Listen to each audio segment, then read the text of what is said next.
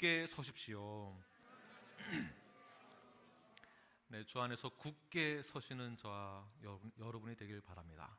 보통 오늘 본문의 제목을 정할 때 항상 기뻐하라, 감사하라 이렇게 정하게 되는데요. 그러면 이 말씀의 제목에 의해서 기뻐하라라는 것이 주요 맥락으로 설교를 하게 될 것입니다. 그러나 오늘 설교의 제목이 주 안에 서는 것입니다. 그러므로 주 안에 서기 위하여서는 어떻게 해야 하는가에 대해서 함께 나누기를 원합니다.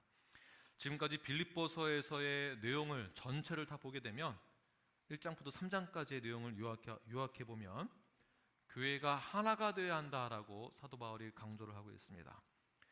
또한 그리스도인으로서 성숙한 삶을 살아가는 것, 그리고 유대주의적, 율법주의적, 반도덕주의자들을 경계하는 것, 그리고 땅의 것이 아닌 하늘의 것에 소망을 두는 성도가 되어야 한다라고 빌립보서에서 사도 바울이 권면하게 됩니다.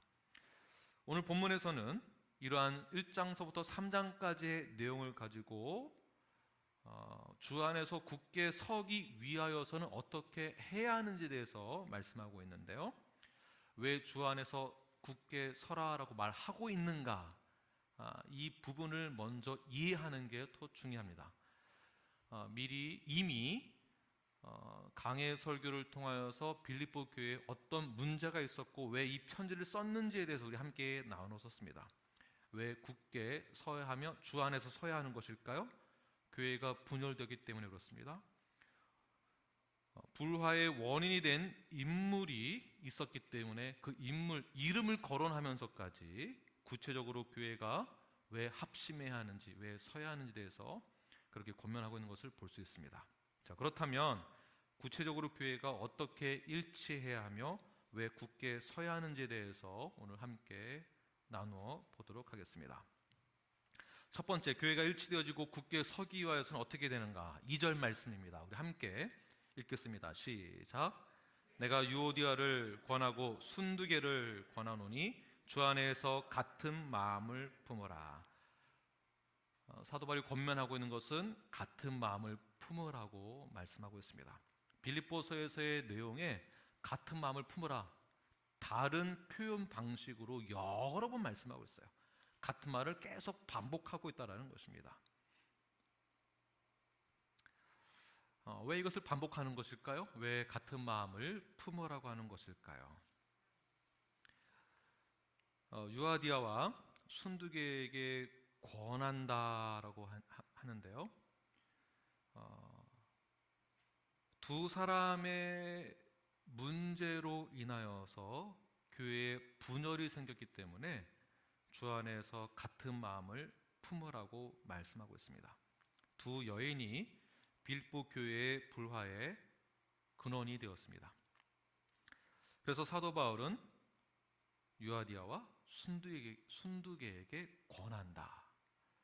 이름까지 거론하죠. 지목을 합니다. 그것도 감옥에서 편지를 쓰는데 현장에 있지도 않으면서도 두 사람의 이름을 지목하게 되죠. 왜 이렇게까지 해야만 하는가? 교회 전체에게 권면하는 내용으로 하게 되면요, 부담이 되는 사람들이 있겠지만 그러나 좀 덜 부담이 되겠죠. 내가 교회에게 권하노니 하면은 전체에 해당되는 말이지만 한 사람 한 사람에게 내가 너에게 권하노니라고 말한다라는 것은 그만큼 그 사람의 책임감과 교회가 왜 이런 문제를 가지고 이름까지 거론해가면서 해야 하는지에 대한 중요성이 강하게 말하고자 사도 바울이 이렇게 이름을 거론하는 것이죠. 그래서 권한다라고 했을 때 이 원어로는요, 파라칼레오입니다. 파라칼레오는 똑같은 이 뜻으로 골로새서 3장 16절에서 이렇게 말씀하십니다. 모든 지혜로 피차 가르치며 권면하는 것과 권하는 것을 똑같은 단어로 사용하였어요. 그렇다면 파라칼레오의 뜻은 무엇인가? 위로와 격려의 뜻으로 권면하는 것 또한 포함이 되어 있지만 더 깊은 의미로는 경고와 책망과 충고의 뜻이 포함되어 있는 권면입니다. 자, 이 말은 교회 안에서 가르치고 권면하는 것이 반드시 있어야 함을 말하고 있는 것이죠. 빌립보 교회 안에서 두 여인의 갈등으로 인하여서 불화의 근원이 되었으며 사도 바울은 서로 화합할 것을 간절한 마음으로, 사랑의 마음으로, 격려의 마음으로 책망하며 충고하고 있는 것입니다. 그럼 어떻게 하라고 충고하는 것일까요? 다시 한번 반복하지만 주 안에서 같은 마음을 품으라고 말씀하고 있는 것이에요. 자, 같은 마음을 품으라. 어떤 마음을 품어야 하는 것일까요? 성경에서 같은 마음을 품으라고 하는 그 내용이 무엇일까요? 다른 성경 버전으로 보게 되면요, 이렇게 말씀하고 있습니다. 같은 마음을 품으라를 주 안에서 서로 용서하십시오라고 말씀하고 있습니다. 자, 그렇다면 같은 마음이란 무엇입니까? 똑같이 서로 용서하는 마음을 품어야 한다라는 것이에요. 용서하는 그 마음으로 같은 마음을 가져라. 용서하는 것이 주님의 마음입니다. 우리가 한 마음과 한 뜻을 갖는다라는 것은 오늘 본문을 인용하면 서로 용서하는 것이에요. 그것도 서로 하는 거예요. 서로. 나는 잘했고 너는 잘 못했으니까 너가 나한테 이렇게 해가 아니라 서로가 용서하는 거예요. 서로가 용서하는 것에 한 마음을 갖는 것입니다. 여러분 아멘 하세요. 서로가 용서하는 거예요. 나는 잘못 없어가 아니라 나도 죄인이거든요. 그래서 서로가 용서해야 되는 것입니다. 그런데 중요한 포인트가 있어요. 우리가 보통 용서에만 별표를 치지만 더 중요한 게 있습니다. 그 앞에 뭐라고 나왔습니까? 주 안에서예요. 주 안에서 용서하는 것이에요. 자, 이것을 해석을 잘해야 됩니다. 주 안에서 용서가 무엇일까? 주 안에서 같은 마음을 품는다는 것은 무엇일까? 주 안에서. 사도 바울은 학력이 굉장히 높습니다. 언변이 뛰어나요. 글 솜씨가 아주 뛰어나요. 그래서 그래도 성도들에게 권면을 할 때 그나마 좀 상처를 덜 받게 하기 위해서 내가 권하노니, 권면하노니, 책망의 뜻도 있지만 그래도 조금 순화시켜서 한 말이에요. 우리 성경을 함께 다 한번 찾아보기를 원합니다. 누가복음 17장 3절 말씀 한번 찾아보겠습니다. 누가복음 17장 3절 말씀. 우리 호경자매님 한번 찾으시면은 크게 한번 읽어주십시오. 누가복음 17장 3절 말씀.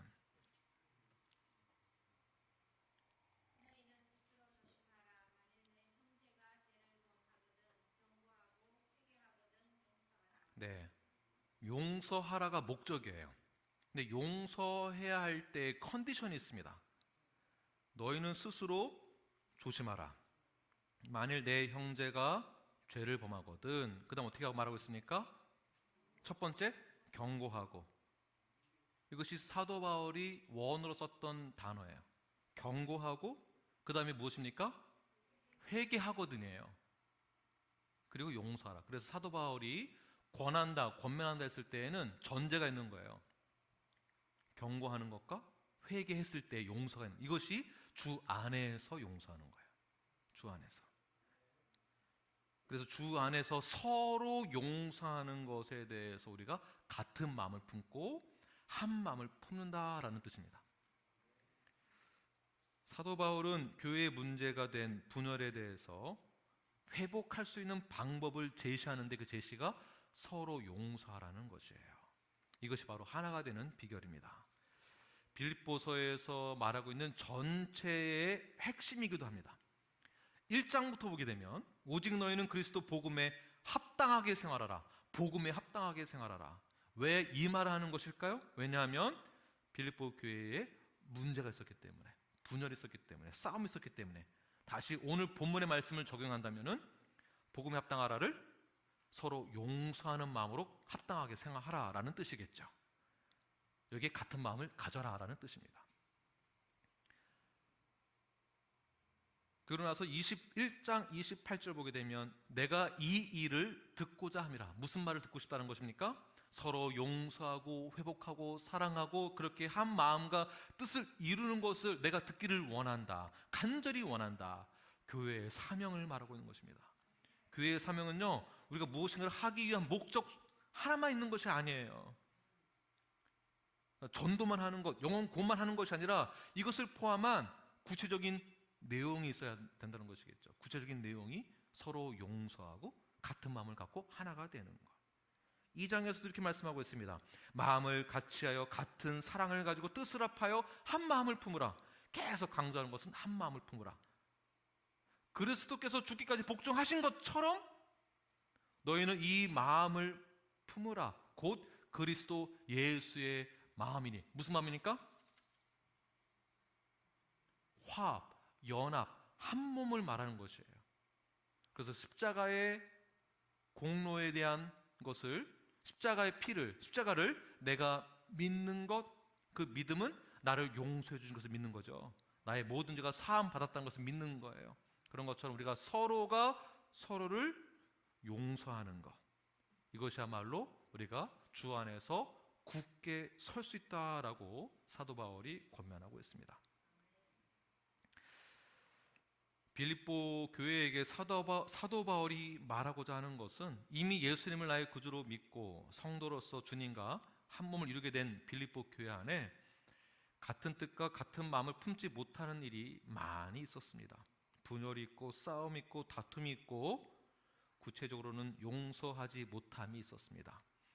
여전히 옛사람의 습관과 죄의 습관으로 분열을 조장하는 말과 행동이 있었기 때문에 더 이상 이 분열이 있다라는 소식을 듣는 것이 아니라 그리스도 복음에 합당한 삶을 살고 있다라는 소식을 듣기를 원하였고, 이것이야말로 교회의 참된 모습이다. 내가 이것을 보길 원한다라는 것이죠. 우리 교회에게 적용해 본다면 저는 이러한 하나된 교회를 건강한 교회다라고 보는 것이고요. 제가 건강한 교회에 대해서 함께 이미 나누었었습니다. 건강한 교회는 성경으로 돌아가는 것이에요. 성경적인 교회가 회복되어지는 것. 초대교회에서 초대교회였을 때 가정에서 예배 드렸다고 해서 초대교회로 돌아가자, 성경대로 돌아가자, 가정 예배로 돌아가자, 이 뜻이 아니에요. 초대교회에서 했던 그 성경적인 교회의 원론적인 그 모습대로 돌아가자라는 것이에요. 이것은 복음에 합당하게 살아가는 삶이 우리에게 있어야 되는 것이며, 그리고 교회가 서로 용서하는 같은 마음을 품는 것이 있어야 한다는 것입니다. 오늘 본문에서 두 여인에게 또는 성도에게 그리스도 안에서 주님의 낮아짐을 본받아서 사랑과 겸손으로 하나가 되는 것, 서로 용서하고 회복되어지는, 하나가 되어지는, 또한 우리 뉴라이프가 되는 저와 여러분이 되길 간절히 축원합니다. 자, 그렇다면 이 불화의 근원이 된 이 두 여인, 이 여인에게만 문제가 있는 것일까요? 이 두 여인만 문제가 해결되면 되는 것일까요? 이 두 여인에게만 문제가 있는 것일까요? 성경에서는 뭐라고 말하는지 함께 보도록 하겠습니다. 3절 말씀을 함께 읽겠습니다. 시작. 또 참으로 나와 멍에를 같이 한 내게 구하노니 복음에 나와 함께 힘쓰던 저 여인들을 돕고 또한 글레멘드와 그 외에 나의 동역자들을 도우라. 그 이름들이 생명책에 있느니라. 3절 다시 한번 자세히 보시게 되면 나와 멍에를 같이 한 너에게 구하노니, 이 너가 누구겠습니까? 다양하게 말할 수 있겠지만 교회 안에 있었던 교회 지도자들을 말하거나 또는 빌립보 교회를 사도 바울과 함께 개척하였던 루디아를 말하기도 합니다. 다시 우리에게 적용을 해본다면은 이 두 사람의 문제 때문에 교회가 분열된 것은 오직 이 두 사람만의 문제가 아니라는 것이에요. 그래서 내가 교회 지도자에게 권하노니 또는 루디아에게 권하노니 이 두 사람이 빨리 화해하고 회복될 수 있도록 도와라. 이 말 자체가 교회가 책임을 가져야 한다는 것입니다. 이 문제는 두 사람만의 문제가 아니라 교회 전체의 문제라는 것이에요. 교회 전체가, 교회 모든 성도가 또는 모든 동역자들이 이 두 사람이 화합하고 용서하고 사랑하고 한 마음이 될 수 있도록 힘써야 한다라고 권면하고 있는 것입니다. 왜 그렇습니까? 두 사람의 문제는요, 두 사람만의 문제로 끝나는 것이 아니거든요. 네. 아니, 교회에서 내 팔 하나가 떨어져 나가는 것인데, 교회에서 팔 하나가 떨어져 나간다고 한번 생각해 보세요. 내 팔이 떨어져 나간다 한번 생각해 보세요. 두 사람으로 인해 교회가 분열되어지고 나눠지게 된다면은 예수님의 몸 된 교회에, 저는 저희 교회가 예수님의 몸이라고 저는 믿습니다. 실제로 믿어야 돼요. 교회의 머리는 누구십니까? 예수님이에요. 교회가 온전해야 됩니다. 온전해야 돼요.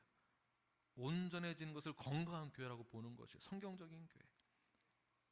두 사람의 문제로 교회가 분열이 되어지고 떨어지게 된다면 예수님의 몸이 떨어져 나가는 것이에요.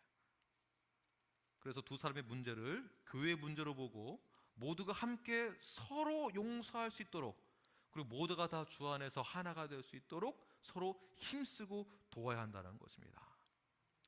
이것이 바로 주 안에서 굳게 서는 것이다라고 볼 수 있습니다.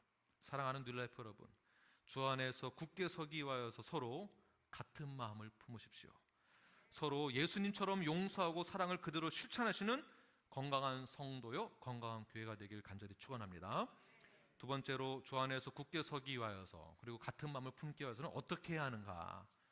4절에서 이렇게 말씀합니다. 4절 읽겠습니다. 시작.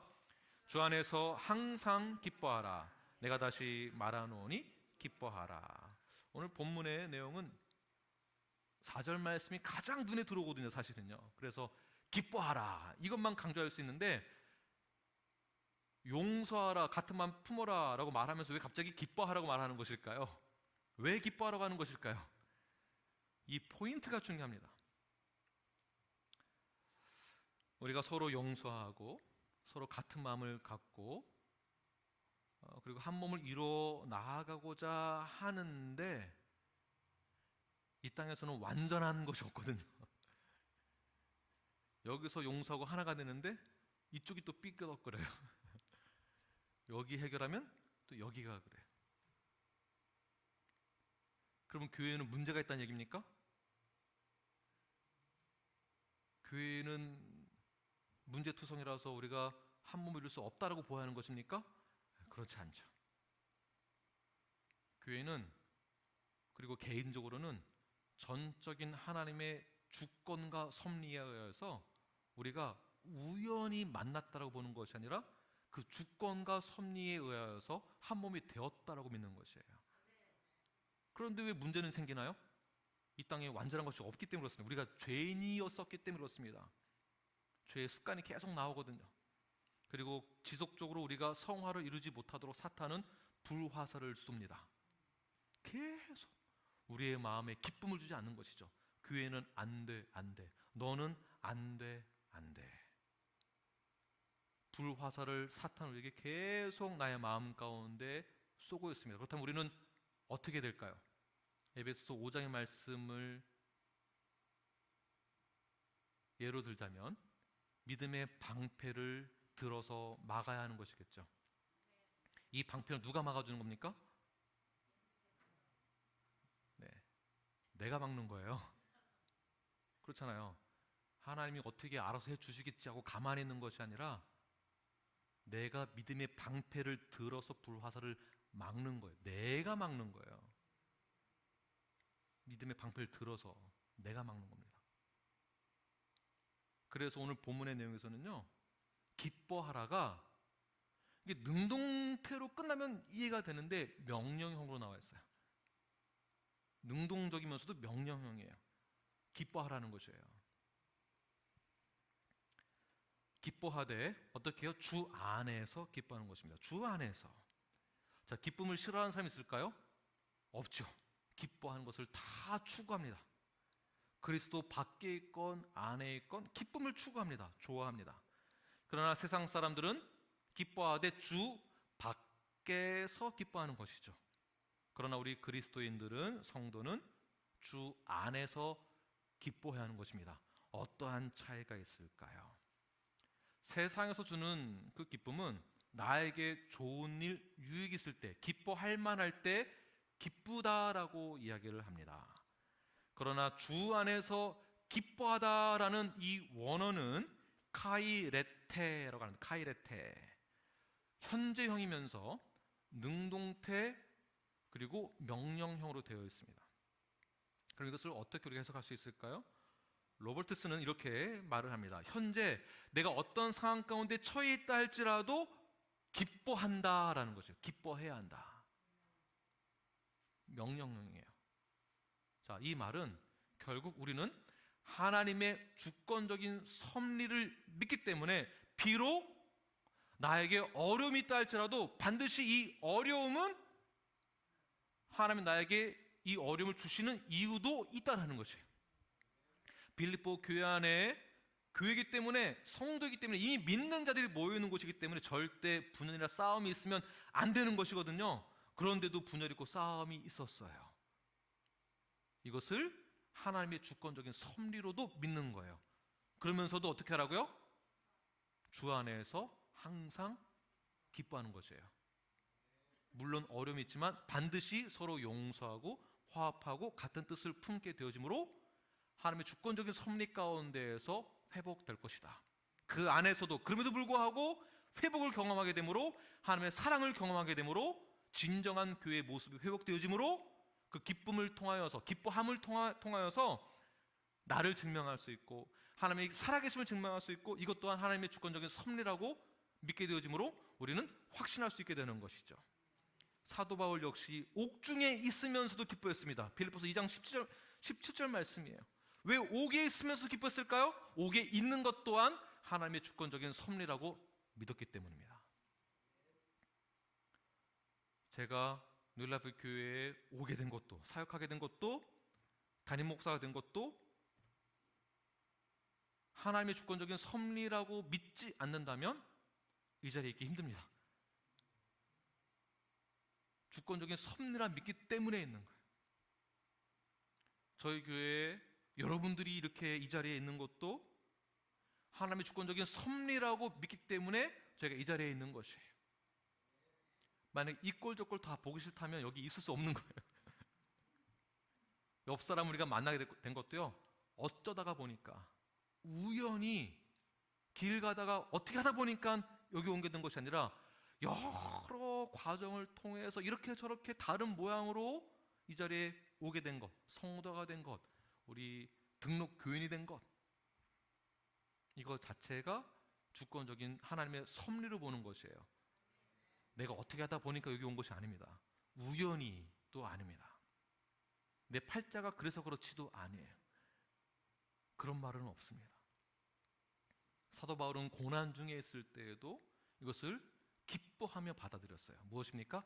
하나님의 주권적인 섭리를 믿었기 때문에 그렇습니다.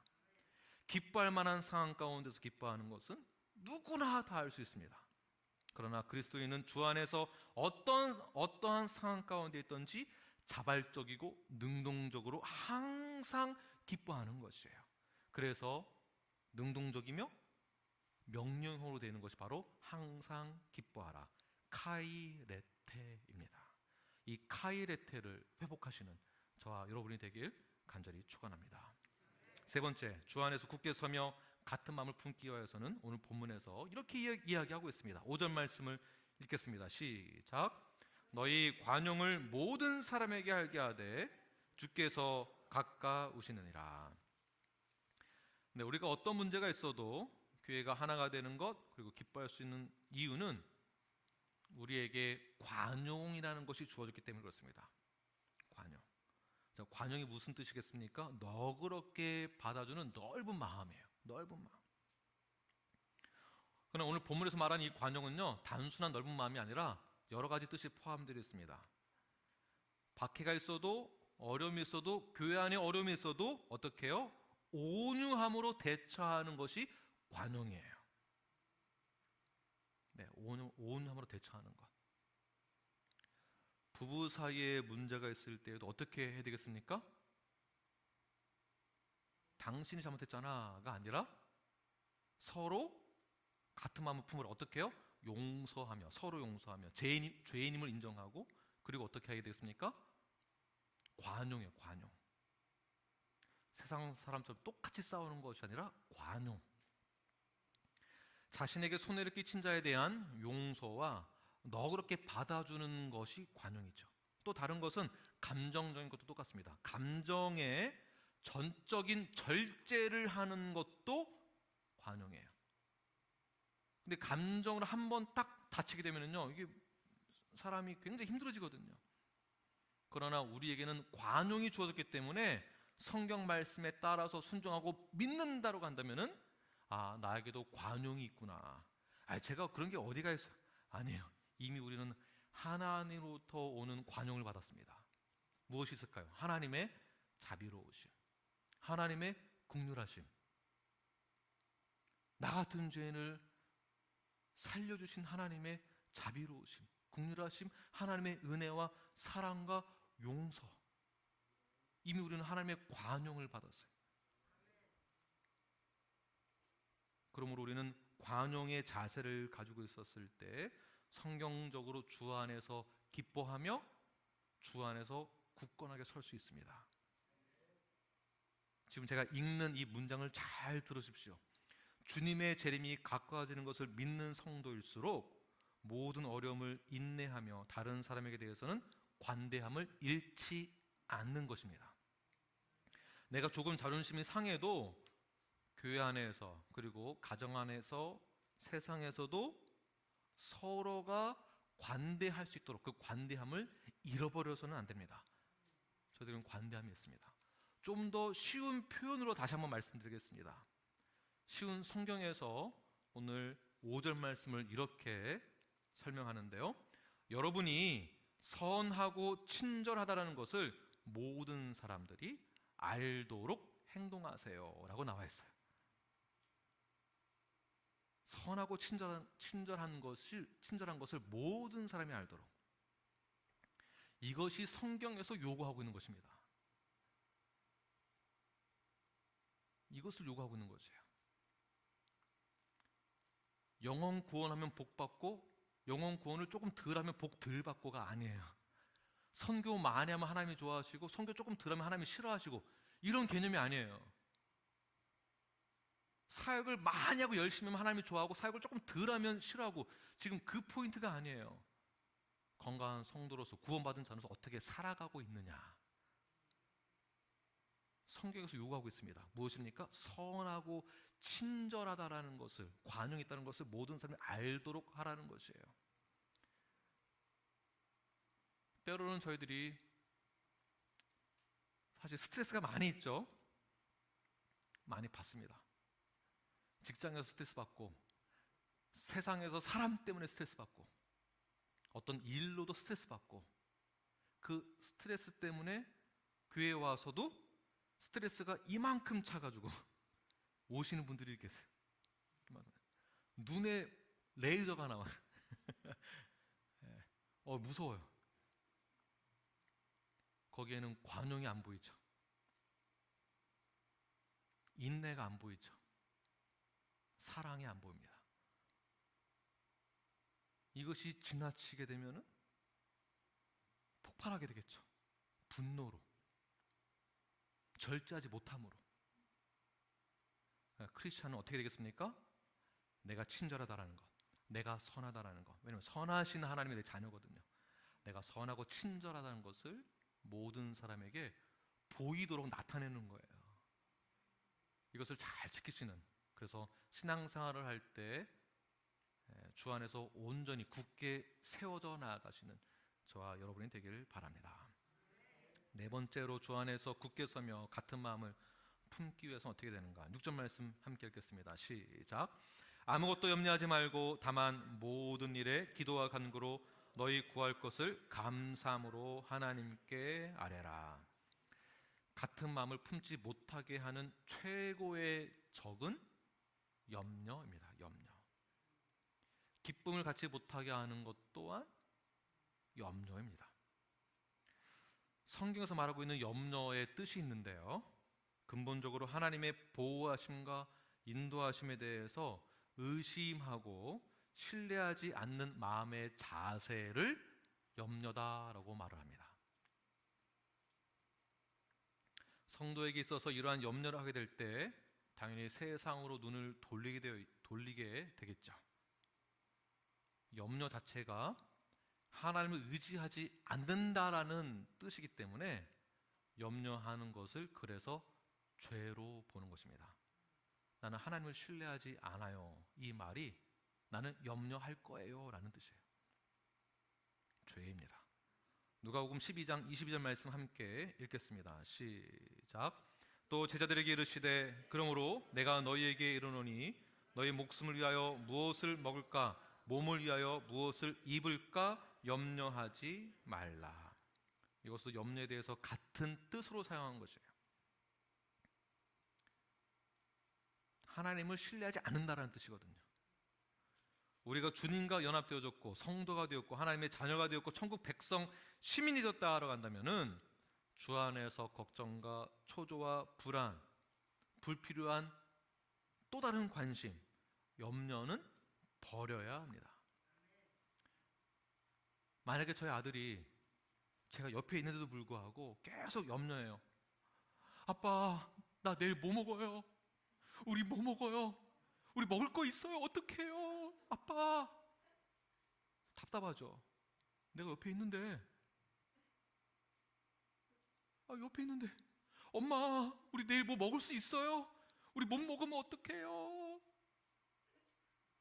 냉장고에 먹을 게 가득한데 엄마가 옆에 있는데 눈으로 보고도 염려한다? 아들이 저를 아버지로 안 보는 거죠. 저를 못 믿는다는 뜻이에요. 그래서 염려는 죄가 되는 것입니다.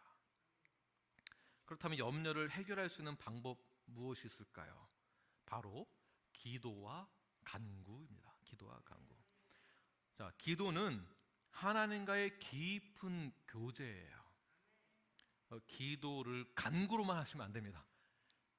기도는 하나님과 내가 교제하는 것, 내가 하나님을 더욱더 신뢰할 수 있다는 것, 아버지와 자녀가 함께 교제하고 나누고 더 친분이 쌓여지고 신뢰감이 쌓여지는 것이 기도입니다. 간구는 하나님께 구하는 것이에요. 구하는 것도 필요하다는 것입니다. 우리가 죄악 많은 이 세상에서 살아갈 때 필요한 것이 있죠. 죄악 많은 이 세상 가운데 살아가니까 위험한 게 많습니다. 두려운 것도 있을 수 있습니다. 그러나 감수하면서 살아가야 하는데 이때 이것을 해결하는 방법을 세상에서 찾으면 염려가 되는 것이고요, 이것을 하나님에게서 찾는 것은 바로 기도와 간구가 되는 것이에요. 기도와 간구를 할 때 조건이 있는데요, 그 조건은 감사가 있어야 됩니다. 감사. 그래서 너희 구할 것을 감사함으로 하나님께 아뢰라. 감사함으로. 감사는 기도 응답에 대한 확신과 하나님의 뜻에 순종하겠다는 뜻이 내포되어 있어요. 자, 보세요. 감사는 기도 응답에 대한 확신이에요. 응답 받겠다는 확신이에요. 그런데 만약에 그 응답이 내가 바라고 기대하고 원하던 것이 아닌 것도 응답인 거죠. 지금 아멘 하셨습니다.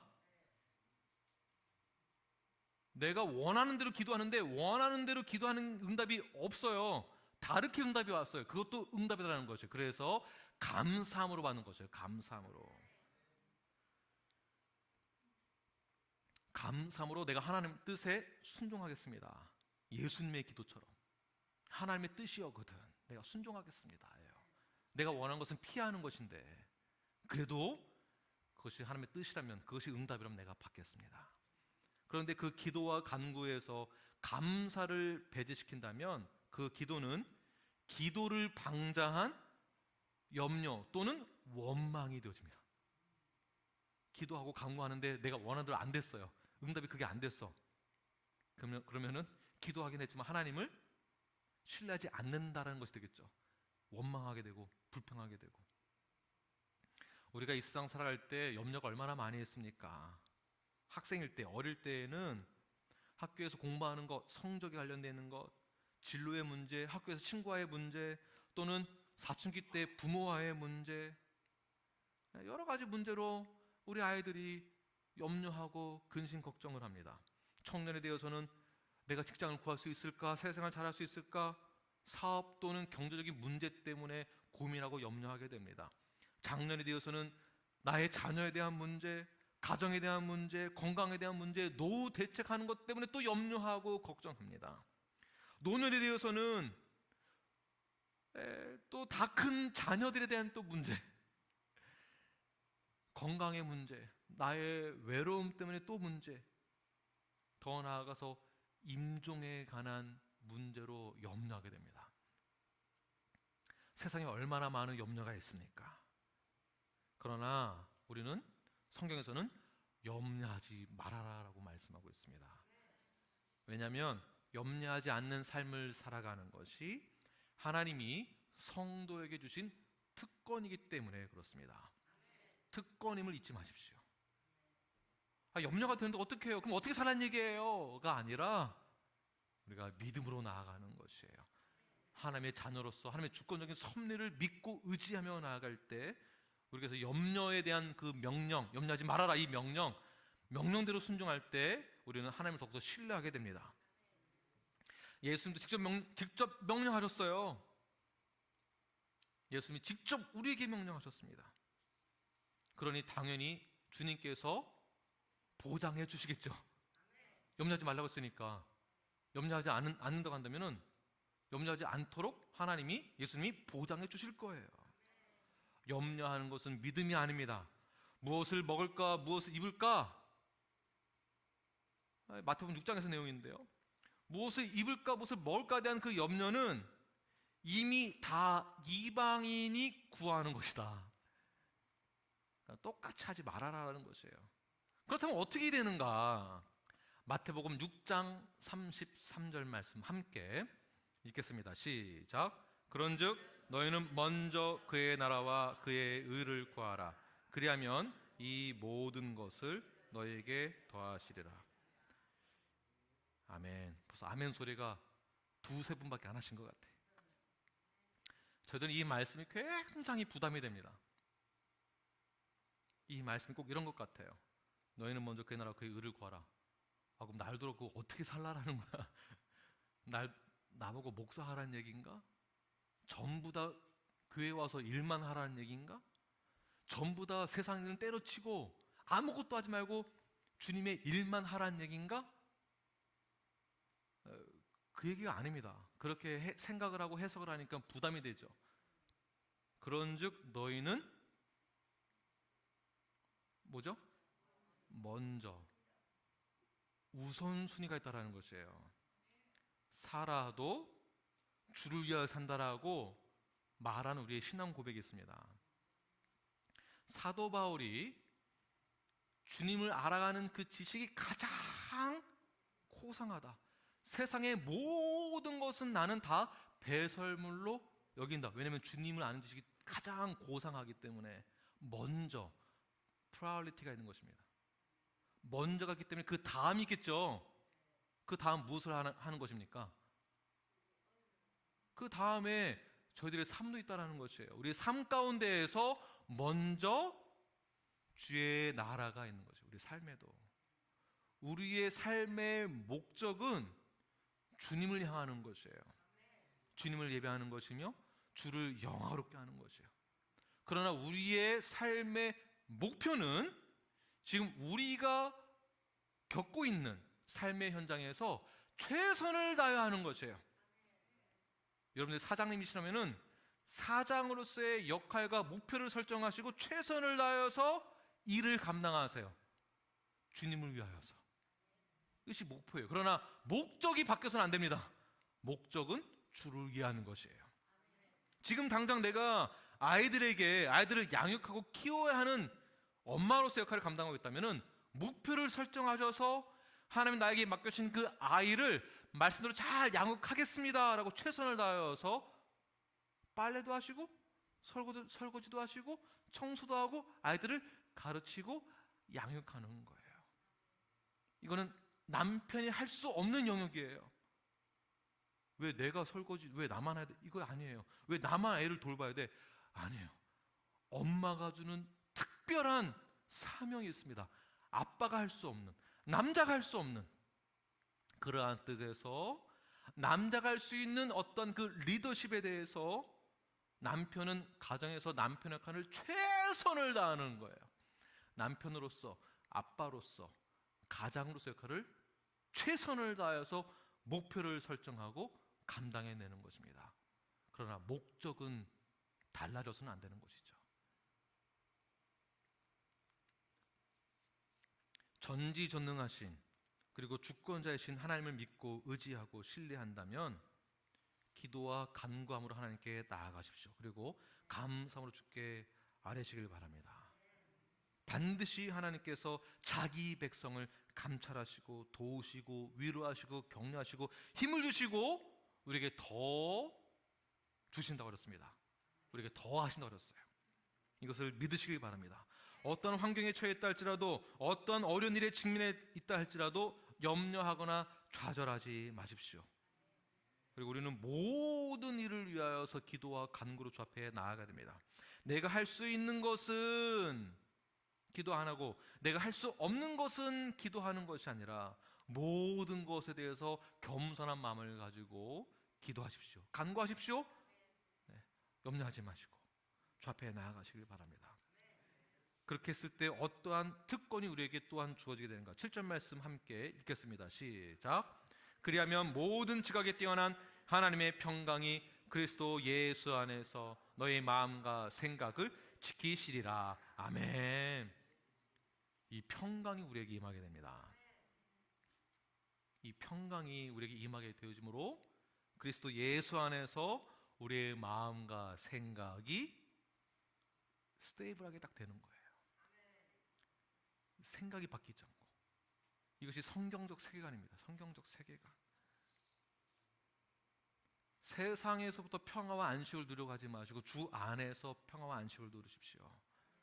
염려하지 마시고 주님을 의지하는 그 마음을 가지고 하나님의 주권적인 그 섭리를 믿음으로 말미암아 내가 서로 용서해야 되는구나, 내가 관용을 베풀어야 되는구나, 내가 그럼에도 불구하고 기뻐해야 되는 것이구나, 그 말씀에 순종하십시오. 반드시 하나님 우리에게 나의 마음과 생각을 지킬 수 있는 평화와 안식을 주실 것입니다. 우리 뉴라이프가 이렇게 건강한 교회로 성장하기를 원합니다. 믿는 것으로 끝나는 것이 아니라 자라나야 합니다. 성경에서 요구하고 있는 것이요, 자라나는 거예요. 제자리에 머물러 있는 것이 아니라 성숙하게 자라나는 저와 여러분이 되길 간절히 축원합니다. 기도하겠습니다.